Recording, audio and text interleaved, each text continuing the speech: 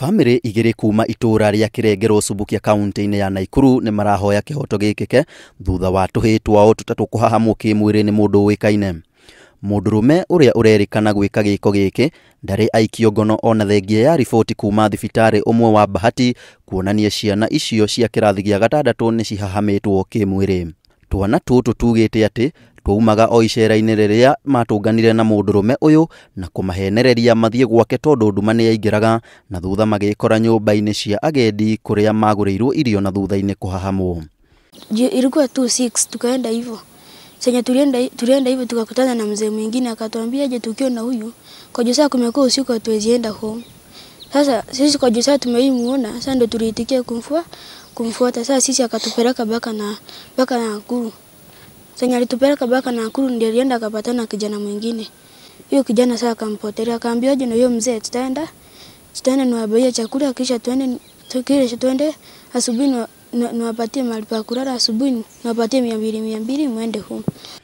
Muciari wa mwana umwe augite ati aumire wira mathaa ma thinacara hwaini muthenya wa Kiumia na kwirwo ni mutumia wake ati murio mathire gucera na arata ake Kabazi no ndaigana gucoka na muthenya uyu ungi akihurirwo thimu ati murio matwarwo ceceni-ini ya borithi ya Bahati ni mundu wa wendi mwega thutha wa kuoneka makiurura.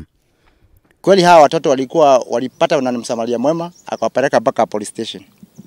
Na mwishowe wakaenda mpaka ofisa wa polisi wakawapeleka mpaka Mailo 10 hospital.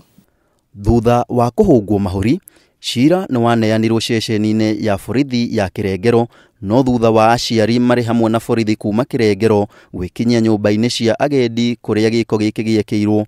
Muruna we kuma ceceni-ini ya Bahati akigiririria mwikuirwo guikio ngono. Wakati tulifika police station walisema hii kesi ambao sio kwao watapeleka irudishwe mpaka Kirengero police station. Ndio hiyo kesi ikaandikwa ikarudishwa hadi Kirengero police station. Wakati tulifika police station ya Kirengero, ofisa walisema kuwa ni lazima tuende mpaka Zing mahali hiyo lodging walikuwa wamepeleka hao vijana. Ndio wakapeleka mpaka tukaenda mpaka kwa hiyo lodging.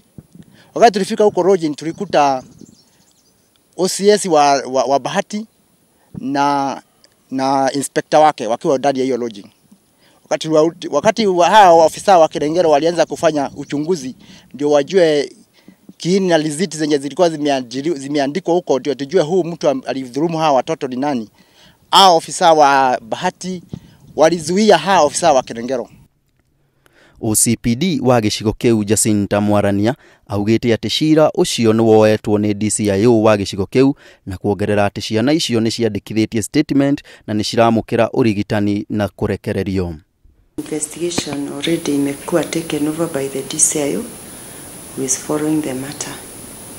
Already vijana wamekuwa treated na they have been issued with P3 and the investigation iko in progress.